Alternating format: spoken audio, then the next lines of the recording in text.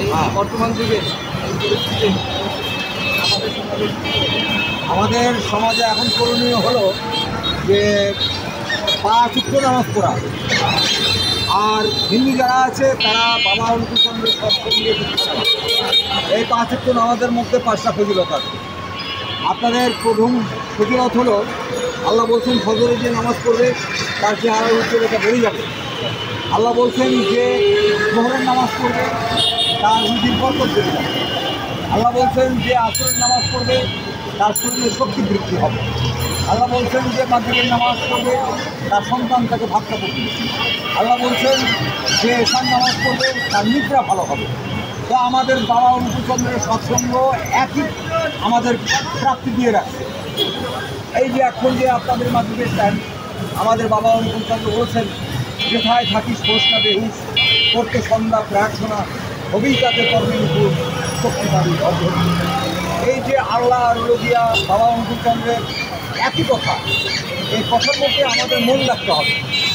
আমরা যদি এই মাধ্যমের টাইমে অসৎ দিকে ঘোরাফেরা করি কিংবা অসৎ কাজে লিপ্ত হই, তাহলে কোনো এক সময় দেখা যাবে যে আল্লাহকে না মানার কর্মফলটা হলো আমার ছেলে উপযুক্ত বয়সে আমাকে বৃদ্ধাশ্রমে রেখে আসবে।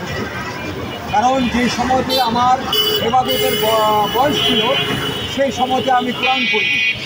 কোরআনের ভিতরে যে আমার জীবন চালনার যে নিয়মকানুনগুলো আছে সেই নিয়মের দিকে আমার চোখ ছিল কামনা বা শোনার দিকে। তাই আজকে আল্লাহর কথা অমান্য করাতে আমার সন্তান আমাকে সেই কর্মফল দিচ্ছে কি যে আমাকে বৃদ্ধাশ্রমে রাখতেছে, আমার ভিক্ষা করে এই পেটের আহার জোগাড় করতে হচ্ছে। তাই আসুন, বর্তমানে আমাদের কর্তব্য হলো যে এই যে এখন যে মাগরিবের সময়, এখন যে নামাজের সময়, এই নামাজে আমরা সবাই মিলে আল্লাহকে খুশি করার জন্য নামাজ পড়ি, অজু করি এবং হিন্দু যারা আছে তারা অনুকূলচন্দ্র সৎসঙ্গে যে নিয়ম সেই নিয়ম পালন করি। ইহা ছাড়া আমাদের কর্মফল খণ্ডন করার আর কোনো রাস্তা নেই। এখন আপনারা কি সিদ্ধান্ত নিলেন যে এখন আপনারা কি নামাজ পড়বেন নাকি নামাজ ছাড়া থাকবেন? হ্যাঁ, এই বিবাহের ব্যাপারে বলবো যে আল্লাহ তালাকটাকে পছন্দ করেন।